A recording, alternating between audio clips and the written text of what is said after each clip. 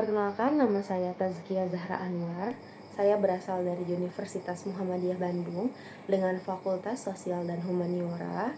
Saya dari program studi psikologi dan NIM saya 240207177.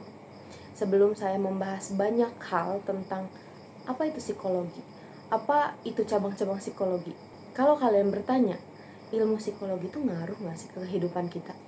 Sebenarnya tuh banyak ya orang-orang nanya kayak gitu. Nah, jawabannya itu ada. Kenapa? Karena bisa dibilang psikologi itu ada di mana-mana. Terus kalau kalian bertanya, psikologi itu punya dampak yang besar banget nggak sih ke kehidupan kita? Sebenarnya jawabannya itu ada dua.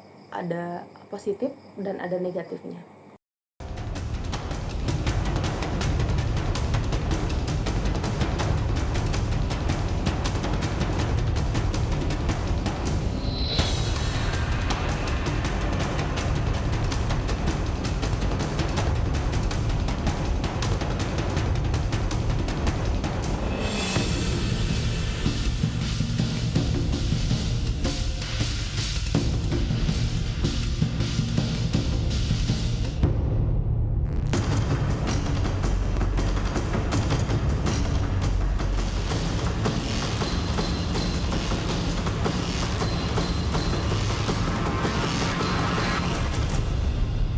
Di sini ada kasus yang namanya Cambridge Analytica. Itu tuh suatu perusahaan konsultasi politik asal UK. Cambridge Analytica, perusahaan ini tuh terkenal gitu kasusnya. Dari luar negeri, dalam negeri pun ada dampaknya. Cambridge Analytica itu punya tujuan untuk memanipulasi semua pengguna Facebook yang ada di dunia. Nah, caranya apa? Dia tuh nyuri. Dia nyuri dan menggunakan data kepribadian itu untuk kepentingan dirinya. Kan jadi kayak ini tuh skandal, kita kena dampaknya gitu. Proses pencuriannya itu pinter juga sih sebenarnya. Pinter. Kenapa pinter? Karena pertama, mereka itu buat kuis dulu. Jawaban yang akan kalian pilih kan itu menentukan kepribadian kalian kan. Kita buat kuis, buat iseng-iseng aja sebenarnya. Iya, orang juga kadang tertarik ya, kayak tiba-tiba tes kepribadian gitu. Seru deh kalau misalnya aku tahu apa kepribadian aku lewat tes ini. Nah, otomatis kan orang kayak gak mikir apa dampaknya, terus nanti apa yang akan kita alami ke depannya gitu. Terus yang kedua, diisilah sama pengguna-pengguna. Yang udah saya bilang tadi, kayak orang-orang tertarik dengan iming-iming nanti akan ada hasil gitu tentang tes kepribadian ini. Setelah diisi, udah selesai nih ngisi kuisnya. Kita mengisi data sesuai kepribadian kita, maksudnya sesuai hati nurani kita gitu, mau memilih jawaban apa, dan itu kan akan menimbulkan suatu jawaban tentang data kepribadian kita di Cambridge Analytica itu. Nah, sebenarnya bukan data kita doang yang diterima sama Cambridge Analytica, tapi Cambridge Analytica ini punya taktik gitu, yang bahkan pengguna Facebook yang nggak ngisi sekalipun itu Cambridge Analytica punya datanya. Itu saya sebenarnya nggak tahu ya gimana spesifikasi caranya gitu, kenapa orang yang nggak ngisi pun kena dampaknya gitu. Setelah itu datanya terkumpul kan, udah terkumpul data kita yang ngisi, terus data orang yang kita bawa-bawa gitu, padahal dia nggak tahu apa-apa ini tuh apa gitu. Disitulah ada ilmu psikologi yang diterapkan oleh Analytica Cambridge ini.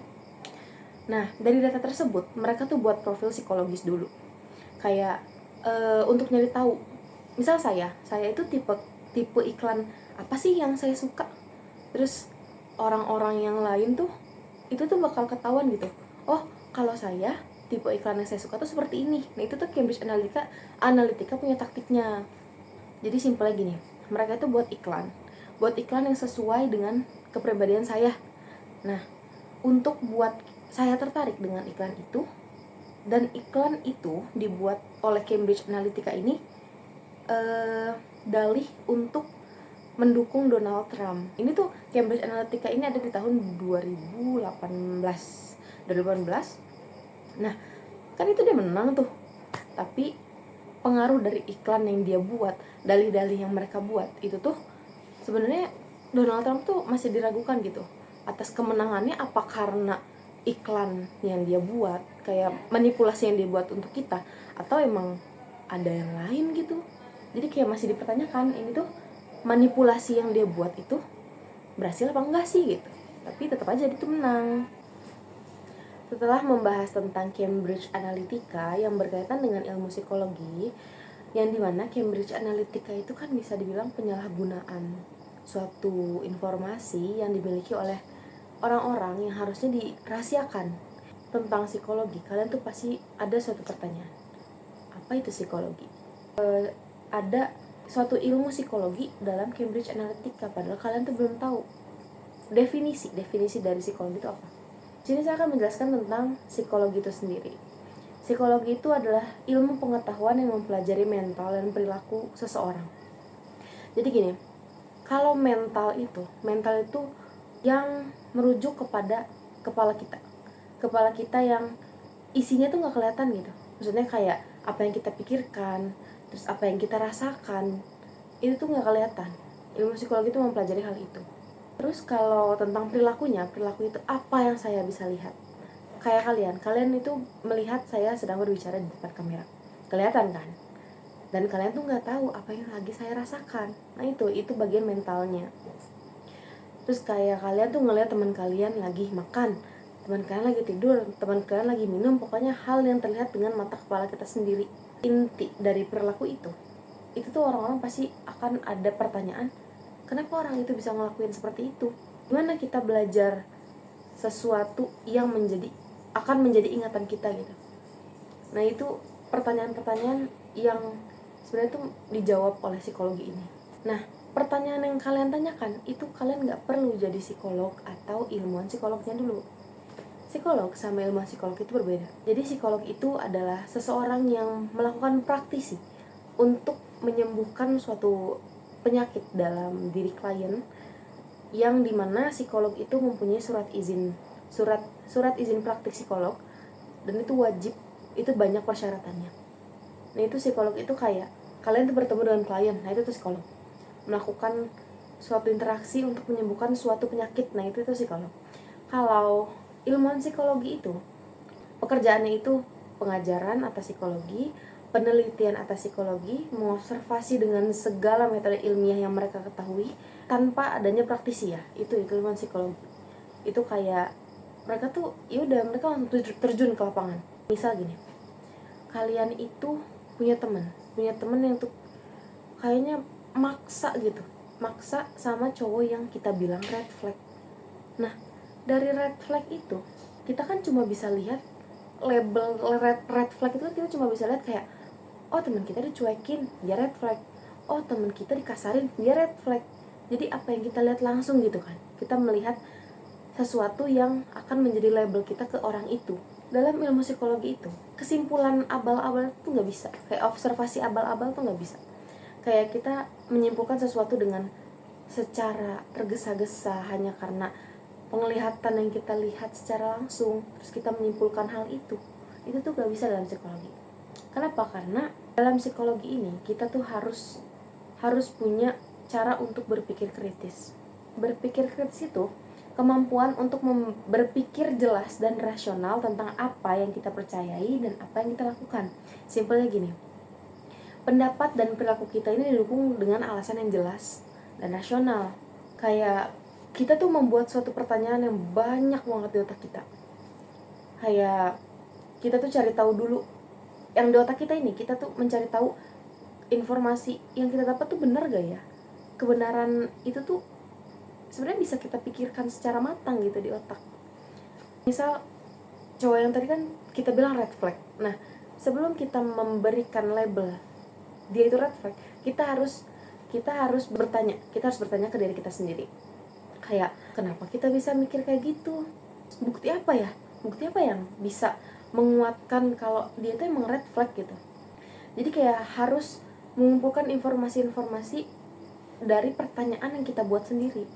Kenapa kita harus critical thinking? Kenapa kita harus berpikir kritis dan rasional? Karena ini tuh bisa menghindari suatu informasi yang kita terima mentah-mentah dan kita simpulkan secara tergesa-gesa gitu. Jadi kalau misalnya kita berpikir kritis, kita tuh pasti bisa terproses informasi ini tuh benar gak ya? Kalau benar, buktinya apa? Nah, berpikir kritis itu akan menghasilkan suatu kebenaran. Selain berpikir kritis, di sini ada tentang metode ilmiah. Metode ilmiah itu kayak cara formalnya kita untuk mengetahui satu kebenaran. Kalau berpikir kritis kan kayak ya udah kita cuma nanya ke diri kita sendiri tanpa adanya observasi yang formal gitu, kayak kita melakukan penelitian terus kita terjun ke lapangan gitu tuh enggak, cuma kayak diri sendiri kita aja yang bertanya ke diri kita. Kalau metode ilmiah itu kayak kita mengamati dan mengukur suatu fenomena. Jadi metode ilmiah itu ada bertahap. Yang pertama itu kalian harus merumuskan pertanyaan atau suatu masalah yang akan diteliti. Yang kedua itu kita melakukan tinjauan literatur. Yang ketiga ada membuat hipotesis. Keempat merancang dan melakukan studi buat ngetes hipotesisnya. Yang selanjutnya itu kita menganalisis data. Terus yang terakhir kita menarik kesimpulan. Nah, menarik kesimpulan ini kalau dari metode ilmiah itu kan kayak ada tek tek tek tek, ada tahapannya gitu, ada tahapannya. Nah, tahapan itu secara sistematis. Makanya kalau metode ilmiah itu pasti dilakukannya di laboratorium, terus kita mengobservasi ke tempatnya langsung gitu. Jadi teratur lah, ada tahapan-tahapannya. Jadi kita nggak bisa kayak ngasal, yaudah kita langsung nyari kesimpulan aja. Nah, kalau metode ilmiah itu harus teratur apa yang harus kita lakukan dalam tahap metode ilmiah itu. Setelah kita membahas pengertian psikologi itu sendiri, psikologi kan bisa dibilang kayak ilmu psikologi itu cakupannya luas. Jadi di psikologi itu ada cabang-cabang spesialis yang meliputi tentang psikologi klinis, psikologi perkembangan, psikologi sosial, psikologi kognitif, psikologi pendidikan, psikologi industri dan organisasi, bahkan psikologi forensik pun ada. Nah, di dalam cabang-cabang yang tadi saya sebutkan, itu tuh akan mempelajari materi-materi atau teori-teori yang bisa dibilang itu ranahnya gitu. Dalam cabang-cabang ini, sebelumnya kalian pasti akan mempelajari tentang psikologi umum dulu. Kenapa? Karena psikologi umum itu sangat penting untuk kalian mendalami ilmu-ilmu yang akan dipelajari setelah kalian mengetahui umumnya gitu. Jadi kalau kalian mau masuk cabang manapun itu pasti kemungkinan ada materi tentang psikologi umum dulu, karena kalian tuh diajarin dulu gitu biar kalian tuh tahu psikologi itu apa sih gitu. Nah, itu ada di psikologi umum itu. Nah, pengertian psikologi umum itu sendiri itu seperti pintu masuk kalian untuk mengetahui segala keterkaitan antara perilaku dan mental seseorang gitu. Nah, isinya psikologi umum itu isinya ada ruang lingkup psikologi, sejarah perkembangan psikologi seperti apa, terus ada pun mazhab-mazhab yang diyakini dalam ilmu psikologi ini. Jadi intinya psikologi umum tuh kayak langkah awal kalian untuk mengetahui segala ilmu tentang psikologi saat kalian mempelajarinya lebih dalam. Jadi bisa dibilang tuh kayak kalau psikologi, kata psikologinya itu kayak rumah besar. Kalau psikologi umum itu salah satu kamar yang ada di rumah besar itu. Jadi kayak psikologi itu artian luasnya, kalau psikologi umum itu yang ada di dalam psikologi itu. Di dalam psikologi umum kita akan membahas tentang ruang lingkup psikologi. Definisi yang saya sebutkan di awal itu munculnya dari mana sih awalnya? Pada tahun 1892 ada tokoh yang bernama Wilhelm Wundt itu menyatakan pandangan mengenai definisi dari ilmu psikologi. Beliau menyatakan bahwa ilmu psikologi itu merupakan ilmu pengetahuan yang mempelajari pengalaman-pengalaman yang timbul dalam diri manusia, seperti panca indera, pikiran, perasaan, dan kehendak yang dilakukan itu. Jadi pertama kali yang mengatakan suatu definisi dari psikologi itu adalah Wilhelm Wundt ini pada tahun 1892. Psikologi itu sendiri punya sejarah perkembangannya dari tahun-tahun beribu-ribu tahun sebelumnya. Jadi gini, ilmu psikologi itu awalnya mulai dari filsafat. Filsafat itu kan suatu induk dari segala ilmu. adanya filsafat, setelah itu munculnya psikologi. Jadi filsafat itu kan banyak cabang-cabangnya ya. Nah, psikologi itu termasuk cabang dari filsafat ini. Setelah ini kita akan membahas tentang sejarah perkembangan dalam ruang lingkup ilmu psikologi. Kalau di ruang lingkup sendiri itu kan kayak definisinya gitu ya, kayak pertama kali psikologi dipandang seperti ini tuh dari siapa sih gitu. Nah, di sejarah perkembangan psikologi sebelum abad ke-19 itu memberitahukan tentang akar filosofis dan biologi psikologi, yang dimana ada dua tokoh yang berpendapat. Yang pertama ada René Descartes, yang kedua ada Locke. Kalau René Descartes itu bilang bahwa manusia itu lahir sudah membawa suatu pengetahuan gitu. Jadi kita lahir, kita tuh udah tahu informasi-informasi yang seharusnya kita tahu. Manusia itu punya gagasan bawaan sejak lahir, yang berarti kemampuan dan pengetahuan tertentu sudah ada dalam diri manusia sejak awal. Jadi kayak kita tuh lahir udah bawa suatu informasi gitu, kita tuh udah tahu. Kalau Locke itu bertolak belakang gitu. Kalau Locke itu berpendapat bahwa kalau manusia lahir itu kayak tabula rasa. Pikiran kita tuh tabula rasa. Tabula rasa itu seperti secari kertas yang belum ada coretannya sama sekali. Jadi kita lahir tuh ya polos aja gitu. Kita nggak tahu tentang cara nulis itu gimana. Kita nggak tahu cara baca itu kayak gimana. Kalau René Descartes itu bilang suatu kemampuan atau segala pengetahuan yang kita tahu sejak sekarang itu tuh ada sejak lahir. Kalau Locke bilang kalau kita bisa nulis itu ya karena banyaknya pengalaman gitu, kayak kita disekolahin, terus kayak kita dikasih tahu gitu cara nulis gimana, cara baca gimana. Jadi kalau René Descartes itu bisa dibilang dalam psikologi itu nature itu bawaan sejak lahir, atau bisa dibilang genetiknya. Kalau Locke itu bilang nurture itu dari lingkungan sekitar gitu. Segala pengetahuan, pemahaman yang kita tahu tuh sebenarnya bukan bawaan lahir, tapi dari pengalaman yang kita rasakan selama kita hidup gitu. Akhir abad ke-19 itu membahas tentang psikologi sebagai ilmu independen. Psikologi ini kan dikembangkan oleh yang namanya Wilhelm Wundt. Wilhelm Wundt itu kan mendirikan laboratorium psikologi pertama di Universitas Leipzig di Jerman pada tahun 1879. Nah, kenapa Wilhelm Wundt itu punya keinginan gitu, dorongan untuk mendirikan suatu laboratorium itu? Karena dia itu punya keyakinan bahwa pikiran dan perilaku manusia itu bisa dianalisis secara ilmiah. Jadi kayak kata dia, perilaku itu bisa dianalisis secara bertahap di dalam laboratorium itu. Nah, yang diteliti itu tentang emosi manusia, terus gimana memori kita, apa yang kita lihat, terus kenapa kita bisa berpikir itu. Pada abad ke-20, awal abad ke-20, ini mulai ada tentang pendekatan yang namanya behaviorisme yang dikembangkan oleh John B. Watson. Jadi seharusnya, kata John B. Watson itu, seharusnya perilaku itu cuma bisa kita ketahui dari apa yang kita amati langsung. Enggak kayak kita tuh lihat gitu, kayak saya lagi ngomong, nah itu apa yang kalian simpulkan itu. Kalau misalnya saya lagi bingung, terus saya lagi cemas gitu, nah tuh itu nggak dipelajarin di behaviorisme ini.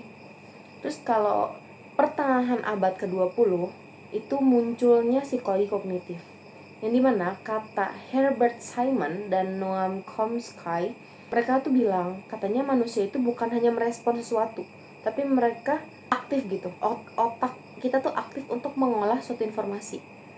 Misal ngelihat rumah kebakaran gitu ya, kita tuh nggak cuma kayak langsung tiba-tiba ngambil ember, terus abis itu ada isi air, terus dilempar-lemparin ke rumah itu, atau kita tiba-tiba nelfon pemadam kebakaran. Jadi kayak manusia tuh berpikir, kalau kita melihat suatu rumah yang kebakaran, kita tuh pasti kayak, oh kayaknya kita harus nelfon pemadam kebakaran deh, biar memadamkan api yang ada di depan kita itu. Bukan dengan tiba-tiba sekelibat di otak tuh lewat, yaudah pemadam kebakaran. Nah itu kan kayak, kok kenapa tiba-tiba kita mikir pemadam kebakaran gitu. Nah jadi kalau di psikologi kognitif itu kayak bukan hanya merespon aja, tapi kita tuh berpikir dulu gitu, berpikir setelah adanya stimulus atau apa yang kita lihat, apa yang kita dengar, apa yang kita rasakan, itu diolah dulu di pikiran gitu.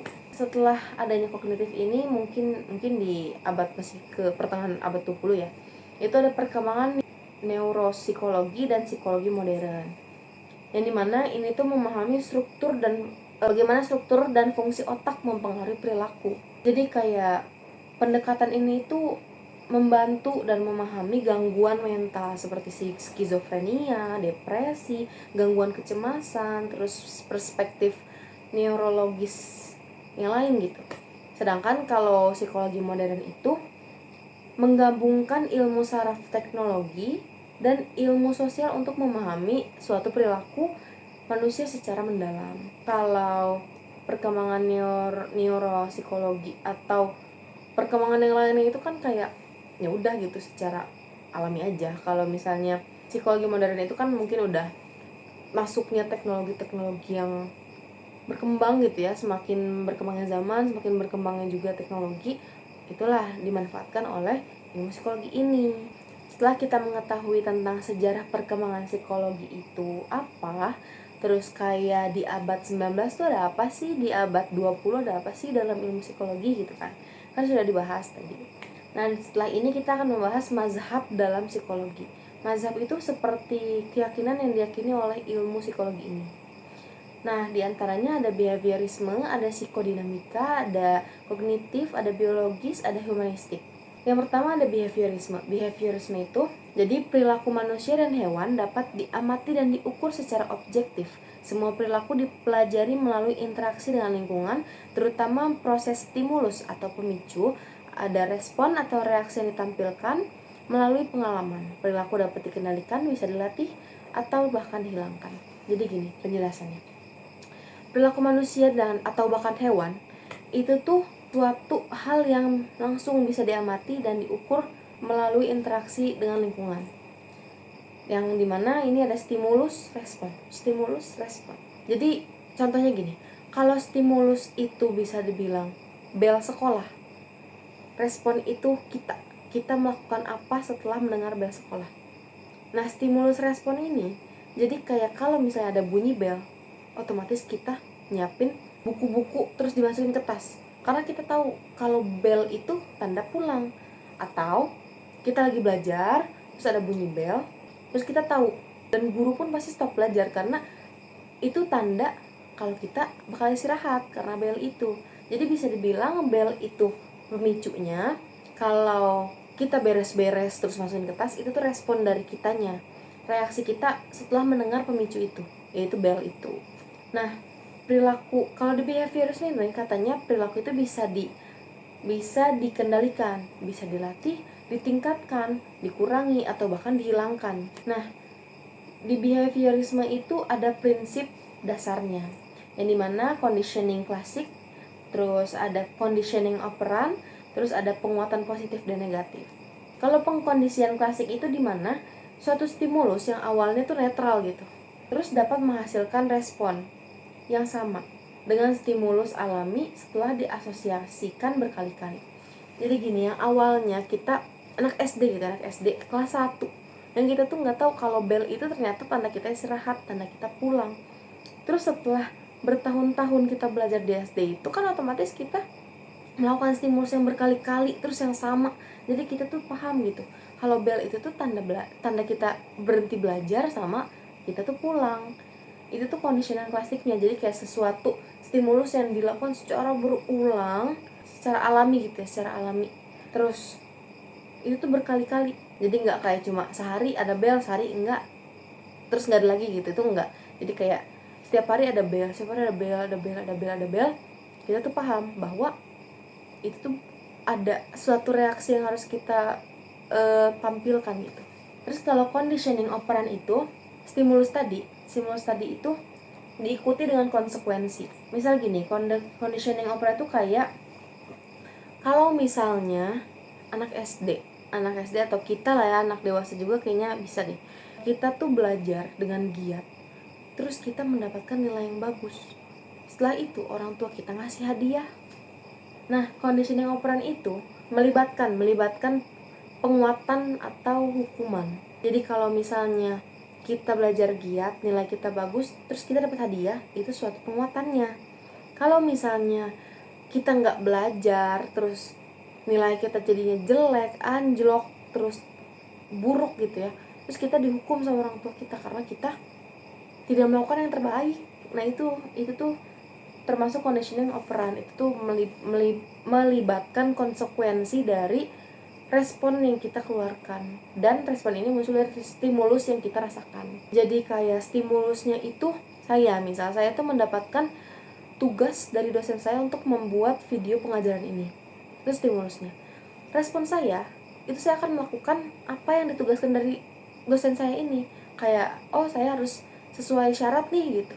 Nah, konsekuensinya kalau misalnya saya belajar dulu, terus kita memahami dulu apa materinya, terus kita mengajarkan dalam video itu dengan baik, kita akan mendapatkan suatu apresiasi dari dosen kita misal. Nah, itu termasuk apresiasinya, itu termasuk penguatan yang kita dapatkan dari apa yang kita lakukan ini. Jadi konsekuensinya gitu ya, konsekuensinya itu kita akan mendapatkan apresiasi dari dosen atau apresiasi dari orang tua kita kalau kita tuh sebenarnya tuh bisa loh mengajarkan ini gitu. Nah, terus ada penguatan positif dan negatif. Kan tadi saya bilangnya ada penguatan. Nah, itu tuh ada dua ternyata. Kalau penguatan positif itu dimana kita melakukan sesuatu terus mendapatkan konsekuensi yang baik, terus mendapatkan penguatan yang baik. Jadi kayak misalnya kita tuh dikasih apresiasi, terus kita dikasih hadiah. Nah, itu penguatan positif. Suatu hadiah itu tuh bisa dibilang sesuatu yang menyenangkan gitu, sesuatu yang menyenangkan kita untuk melakukan suatu hal itu lagi. Jadi penguatan itu ada kemungkinan pengulangan reaksi itu, atau bahkan pengurangan dari apa yang kita lakukan. Penguatan negatif itu kita menghilangkan sesuatu yang tidak menyenangkan. Jadi kayak misal saya lagi belajar, terus tiba-tiba HP saya tuh berisik, ada notif. Nah, itu pasti kita tuh memikirkan, oh kayaknya sih harus mati notif deh, biar nggak ganggu gitu loh. Kita lagi belajar kan sibuk, jadi kita mengurangkan volume notifikasi, atau bahkan kita menyalakan don't disturb, jangan ganggunya itu. Nah, itu kayak menghilangkan suatu hal yang tidak menyenangkan. Jadi perbedaannya, penguatan positif itu melibatkan hal yang menyenangkan, kalau penguatan negatif itu menghilangkan suatu hal yang tidak menyenangkan. Di sini ada tokoh-tokoh behaviorisme yang dimana ada John B. Watson, ada B.F. Skinner, ada Ivan Pavlov. Kalau John B. Watson itu terkenal dengan eksperimennya Little Albert. This is the footage of a controversial 1920s experiment on a baby known as Little Albert, conducted by psychologist John B. Watson. The purpose of the experiment was to show that a normal 9-month-old infant could be conditioned to have a phobia of something he wasn't scared of before. Firstly, Watson presented little Albert with objects that the baby wasn't afraid of, objects that Albert initially liked. A monkey, a dog,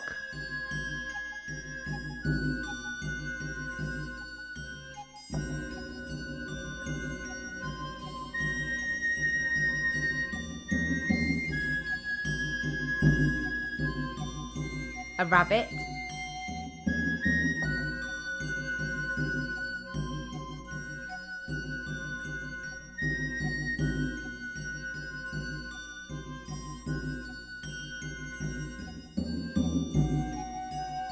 and finally a white rat.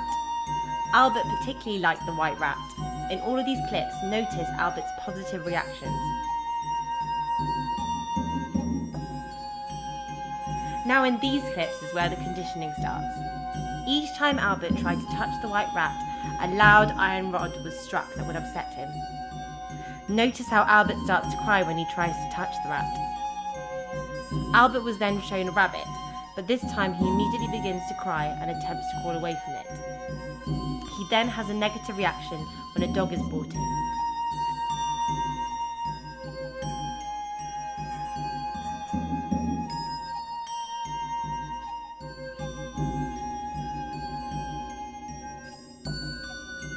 And then little Albert is agitated when a seal fur coat is brought in.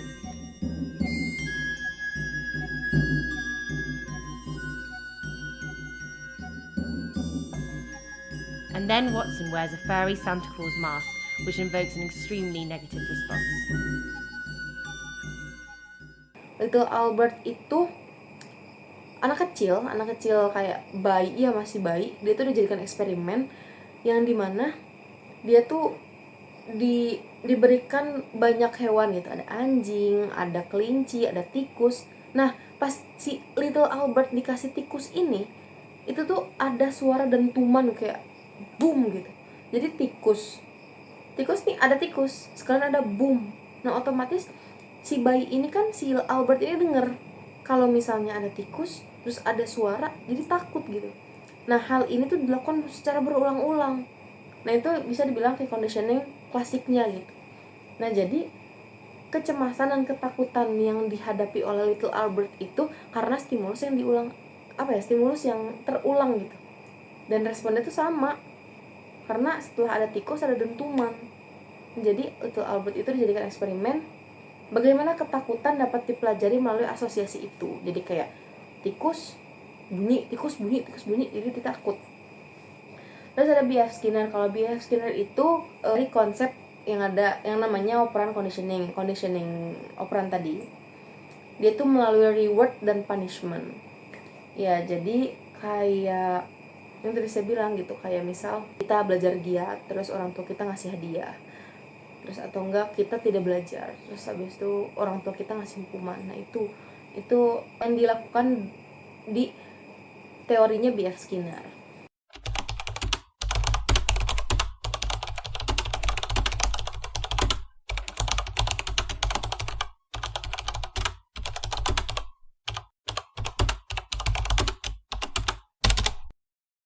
Already used pigeons in his psychological research, training them to press levers for food.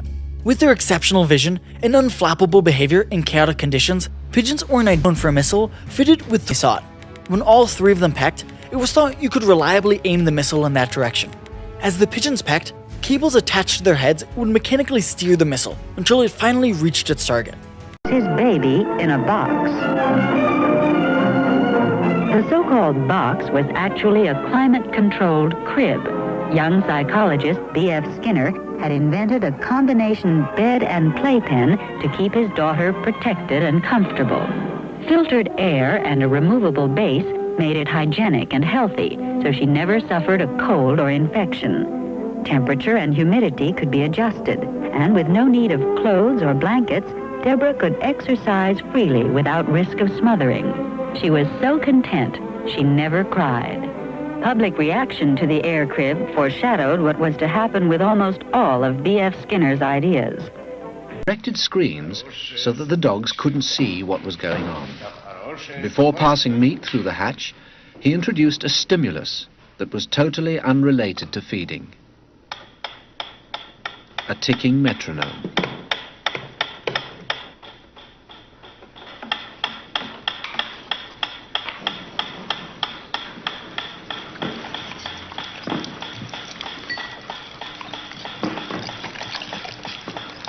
At first, the dog dripped saliva into its cheek tube only when the food appeared. But after a number of trials, the dog began to connect the ticking with the arrival of meat.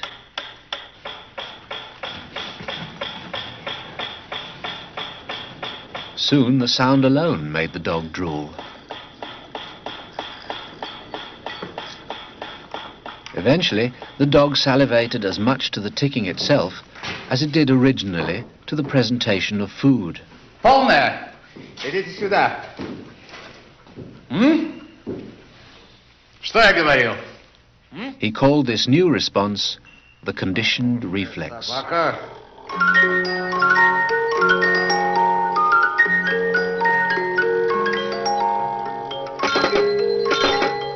Whatever the stimulus, his dogs could soon be conditioned to produce saliva.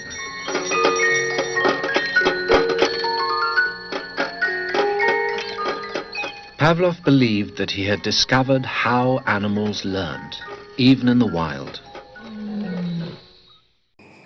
setelah kita membahas tentang behaviorisme, di sini ada psikodinamika. Apa sih psikodinamika itu? Nah, psikodinamika itu alam bawah sadar tuh ada dalam psikodinamika ini. Jadi kalau misalnya behaviorisme itu kan kayak hal yang bisa diamati secara langsung, terus hal yang bisa diukur secara langsung. Kalau psikodinamika itu hal yang sulit untuk diamati secara langsung. Jadi kayak alam bawah sadar, terus pengalaman masa kecil kita, terus konflik internal. Nah, tiga itu mempengaruhi perilaku kita, kepribadian kita gitu, itu mempengaruhi. Nah, psikodinamika itu pertama kali dikembangkan oleh yang namanya Sigmund Freud. Sebenarnya psikodinamika ini tuh yang disebut juga psikoanalisis, psikoanalitik, nah itu sama. Di sini ada 3 komponen utama menurut Freud, yang dimana Sigmund Freud itu kan orang pertama yang mengembangkan adanya aliran psikodinamika, yang prinsip utamanya itu motivasi dalam diri seseorang. Jadi 3 komponennya itu ada id, ada ego, dan superego. Kalau id itu tuh kayak dorongan atau keinginan dalam diri seseorang yang harus dipenuhi. Jadi kayak, saya tuh mau ini, kalau saya nggak diturutin kemauan yang ini, saya akan marah. Nah itu. Kalau egonya itu pengatur realitas. Jadi kayak sebenarnya tuh id bisa loh ditentang gitu. Nah kalau super ego itu aturan yang mutlaknya. Jadi kayak kalau ego kan kayak yang menjembatani antara id dan super ego. Kalau super ego bilang nggak boleh gitu, emang udah ada aturannya. Nah ego itu yang akan menentang sesuatu ke id ini gitu, kayak jangan. Super ego tuh bilang itu nggak boleh. Jadi kayak kalau misalnya ego tuh kayak kita sadar kalau misalnya ada super ego yang mengatur kita secara mutlak. Psikodinamika ini juga ada beberapa tokohnya, ada Sigmund Freud, Carl Gustav Jung, terus ada Alfred Adler, terus ada Melanie Klein. Nah, orang-orang ini tuh membahas tentang psikoanalitik atau psikodinamika itu. Setelah kita membahas tentang 2 mazhab sebelumnya, yang dimana ada psikodinamika dan behaviorisme, sekarang kita akan membahas humanistik. Humanistik itu artiannya adalah memanusiakan ilmu psikologi. Ilmu psikologi kan bukannya buat manusia. Ya, itu benar. Ilmu psikologi itu diperuntukkan untuk seseorang atau manusia. Kenapa humanistik itu bisa muncul? Karena humanistik itu punya tujuan untuk mengkritik atas 2 mazhab sebelumnya, yang dimana psikodinamika yang berfokus hanya pada alam bawah sadar. Alam bawah sadar itu kan hal yang tak bisa kita kendalikan. Terus yang kedua ada behaviorisme, yang dimana perannya itu perilaku yang tampak atau perilaku yang terlihat secara langsung, yang bisa diamati dan diukur oleh orang-orang sekitarnya. Nah, humanistik ini mengkritik 2 hal itu. Kenapa? Karena keduanya itu adalah suatu hal yang tidak bisa dikendalikan oleh seseorang. Nah, humanistik itu punya pendapat nih, katanya manusia itu tuh unik, manusia itu kompleks. Mereka tuh punya hal-hal yang harus dihormati oleh dirinya sendiri atau bahkan entitas lainnya. Kayak kita tuh harus menghormati apa hal-hal yang pernah kita alami atau pengalaman yang ada dalam hidup kita. Terus yang kedua itu manusia itu punya kendali atas dirinya. Nah, 2 itu menjadi prinsip utama dalam humanistik. Kalau mazhab sebelumnya itu kan kayak hanya berperan pada satu fokus gitu. Kalau humanistik itu kayak manusia itu kompleks gitu, harus semuanya dihormati, terus harus juga ada hak tersendiri untuk mengendalikan apa yang kita mau gitu. Nah, di dalam humanistik ini ada 2 tokoh yang namanya Abraham Maslow dan Carl Rogers. Nah, Abraham Maslow ini dikenal sebagai bapak humanistik. Kok bisa? Karena Abraham Maslow ini orang pertama yang punya pandangan atas manusia itu kompleks, manusia itu unik gitu. Kayak ada 2 hal prinsip ini juga yang dikembangkan oleh Abraham Maslow ini. Nah, Abraham Maslow juga dikenal atas teorinya yang namanya hierarki kebutuhan. Hierarki kebutuhan itu bentuknya kayak anak tangga seperti ranking ya, kayak dari bawah sampai atas itu, dimana peningkatan atas kepentingan kebutuhan seseorang. Nah, yang pertama itu ada fisiologis. Fisiologis itu seperti kebutuhan fisik yang harus dipenuhi, kayak makan, minum, tidur. Kalau misalnya kita nggak makan, kan dipertanyakan apakah kita akan bertahan hidup gitu. Terus kalau yang kedua itu ada keamanan, yang dimana keamanan itu aman dari rasa sakit, aman dari rasa takut. Kalau kita hari ini masih memikirkan besok kita bisa makan gak ya, besok kita bisa beli apa yang kita mau gak ya, nah pikiran-pikiran itu kan bisa bilang ketakutan dalam diri seseorang. Nah, kalau misalnya orang masih punya rasa takut, itu kata Abraham Maslow, berarti hierarki kebutuhan atas rasa aman belum terpenuhi karena dia masih punya rasa kecemasan dalam diri sendiri. Nah, yang ketiga itu ada cinta dan sosial. Udah jelas ya, cinta dan sosial itu kalau sosial sebagaimana mestinya manusia itu adalah makhluk sosial yang dimana berinteraksi satu sama lain. Kita membutuhkan orang membutuhkan kita.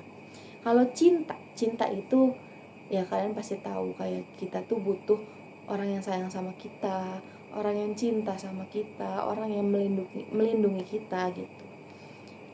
Nah, yang keempat itu ada namanya penghargaan, yang dimana kita itu harus merasa bangga sama diri kita sendiri. Kayak kita tuh bisa melakukan hal hebat, nah kita tuh harus bangga sama diri kita. Kita bisa melakukan keberhasilan yang kita impikan gitu. Belum cukup untuk manusia, kata Abraham Maslow. Katanya kalau orang sudah mengakui apa yang kita akui, itulah yang dinamakan pemenuhan atas hierarki kebutuhan dalam penghargaan. Kayak kita tuh mengakui kalau kita tuh hebat, orang juga ada yang mengakui bahwa kita hebat. Yang terakhir, yang paling penting dalam diri seseorang adalah self-actualization. Self-actualization ini dimana kita merasa pantas. Dalam fisiologis, keamanan, cinta dan sosial, dan penghargaan sudah terpenuhi, maka orang itu akan merasa worth it dalam menjalani kehidupannya. Itu dalam self-actualization. Jadi kalau misalnya ada salah satu anak tangga ini, hierarki kebutuhan ini belum terpenuhi, berarti kita belum bisa mencapai yang namanya self-actualization ini. Nah, Abraham Maslow ini kan seorang psikolog ya, seorang psikolog yang dimana pasti punya terapinya sendiri. Nah, Abraham Maslow ini menerapkan humanistik ini kepada kliennya. Lalu yang kedua ada Carl Rogers. Carl Rogers ini punya terapi atas humanistik yang dikembangkan oleh Abraham Maslow. Jadi Carl Rogers ini kayak menerapkan atas apa yang dikatakan oleh Abraham Maslow dari self-actualization, yang dimana Carl Rogers ini mendorong kliennya untuk mengaktualisasikan dirinya. Jadi Carl Rogers ini kayak duduk diem di depan kliennya, diem aja, cuma kayak mendorong atas kliennya untuk mengaktualisasikan kehidupannya gitu. Yang pertama dia disuruh cerita dulu apa masalahnya, terus gimana cara penyelesaiannya, sampai aktualisasi dirinya karena sudah menyelesaikan masalah itu. Ada mazhab yang namanya kognitif. Mazhab yang membahas kognitif ini dimana kegiatan mental yang membuat suatu individu bisa menghubungkan, menilai, dan mempertimbangkan suatu peristiwa sebagai akibatnya individu tadi mendapatkan pengetahuan setelahnya. Cara berpikir kita udah olah gitu. Kayak kalau misalnya kita mempertimbangkan suatu peristiwa, terus ada konsekuensinya. Nah, konsekuensinya itu bisa dikatakan pembelajaran atas apa yang kita pikirkan sebelumnya gitu. Dan di sini ada tahapan-tahapan perkembangan kognitif, ada tahapan sensorik motorik, ada tahapan praoperasional, ada tahapan konkret, ada tahapan yang terakhir operasi formal. Yang pertama ada sensorik motorik, itu di awal kita lahir sampai usia 2 tahun. Anak tuh mulai belajar dan mengendalikan lingkungannya melalui kemampuan panca indera dan gerakannya. Kayak kalau misalnya anak menyentuh panci yang panas, itu kan pasti dia akan merasakan panas gitu, akan kayak dia tuh akan refleks sakit panas gitu. Nah itu kan udah memasuki sensorik motorik gitu, kayak nyentuh terus kita punya refleks tersendiri, kita punya respon tersendiri gitu. Yang kedua itu ada tahapan praoperasional di usia 2 tahun sampai 7 tahun. Anak itu udah kecenderungan untuk selalu mengandalkan diri pada persepsinya mengenai realitas dengan adanya perkembangan bahasa, ingatan, mampu merekam banyak hal tentang lingkungannya. Cirinya itu mampu berpikir sebelum bertindak meskipun pikirannya belum terlalu logis. Terus ada tahapan konkret yang dimana usia 7 sampai 11 tahun. Di sini mereka udah mengembangkan pikiran secara logis, tidak terlalu menggantungkan diri pada informasi yang datang dari panca indera. Jadi karena dia udah punya persepsi, jadi dia tuh udah yakin gitu kalau misalnya saya lakuin ini ya udah deh, nggak apa-apa kan. Atau juga sebelum pengalaman sebelumnya juga kayaknya nggak apa-apa deh gitu. Nah, kalau terakhir ada tahapan operasi formal di usia 11 tahun ke atas. Berpikirnya itu udah abstrak, kayak suatu ide atau gagasan tuh udah muncul gitu. Mereka mampu mengajukan hipotesis, menghitung konsekuensi yang mungkin terjadi serta menguji hipotesis yang mereka buat. Jadi kayak mereka tuh udah ada memunculkan suatu keputusan. Yang terakhir di mazhab ini ada biologis. Biologis itu membahas tentang gangguan-gangguan mental dalam diri seseorang, yang dimana ada depresi, ada kecemasan yang lebih, terus ada skizofrenia bahkan. Terapi di biologis ini tuh berbasis obat. Jadi karena dia udah punya gangguan gitu, dia udah didiagnosa dia itu punya gangguan, pastinya udah ada obat untuk menangani hal tersebut. Setelah kita membahas 5 mazhab yang ada, kita akan membahas tentang contoh aplikasi cara pandang kita dari berbagai mazhab psikologi dalam memahami jiwa dan perilaku manusia, yang dimana ada 5 mazhab tadi. Yang pertama ada psikodinamika. Mazhab ini bisa digunakan untuk memahami akar masalah seseorang dengan melihat pengalaman masa kecil mereka. Nah, yang kedua ada behaviorisme, mengubah perilaku yang tidak diinginkan dengan memberikan penghargaan atau hukuman. Seorang guru ngasih kayak poin bintang untuk muridnya karena sudah melakukan pencapaian yang diharapkan oleh sang guru. Terus yang ketiga itu ada humanistik. Mazhab ini bisa digunakan untuk membantu seseorang mengembangkan potensi mereka dan mencapai aktualisasi diri. Jadi kayak konselor itu kayak membantu dan mengeksplorasi nilai-nilai dan sampai tujuan hidup dari si klien dan mengaktualisasikan atas pencapaian tersebut gitu. Terus yang keempat ada kognitif. Kognitif ini bisa digunakan untuk memahami bagaimana pikiran dan keyakinan seseorang memengaruhi perilaku mereka. Seorang terapis kognitif ini mungkin akan membantu klien yang depresi untuk mengidentifikasi dan mengubah pikiran negatif mereka, yang dimana kayak depresi itu kan overthinking terus ya bawaannya. Nah, terapis ini kayak membawa pikiran-pikiran positif, omongan-omongan positif biar si pikiran negatif ini pergi dari pikiran si klien itu. Yang terakhir adalah biologis. Jiwa dan perilaku itu berasal dari genetik, faktor genetik, hormon, terus struktur otak. Misalnya ada penelitian yang menunjukkan bahwa orang dengan riwayat depresi lebih mungkin mengalami depresi juga. Ayah, ibu kita ada mengalami depresi, ada kemungkinan besar anaknya juga akan depresi. Itu ada penelitiannya. Kesimpulan dari saya atas pembahasan yang banyak ini ya dari video ini adalah bagaimana kita memandang seseorang. Nah, kita jangan langsung menjudge, kita harus memerhatikan dulu apakah masalah itu muncul dari dalam diri dia karena yang dia buat, atau karena pengalaman masa kecil, atau karena pengaruh lingkungan sosial. Jadi dalam psikologi itu gak bisa kita memandang seseorang secara mentah-mentah gitu, mengobservasi terlebih dahulu ini benar atau tidak. Terus setelah diobservasi, informasinya kita ulik lagi, ini tuh benar apa enggak gitu. Jadi mungkin sekian dari saya atas pembahasan dari definisi hingga mazhab hingga contoh. Mungkin kalau ada kata yang salah mohon dimaafkan. Sekian dan wassalamualaikum warahmatullahi wabarakatuh.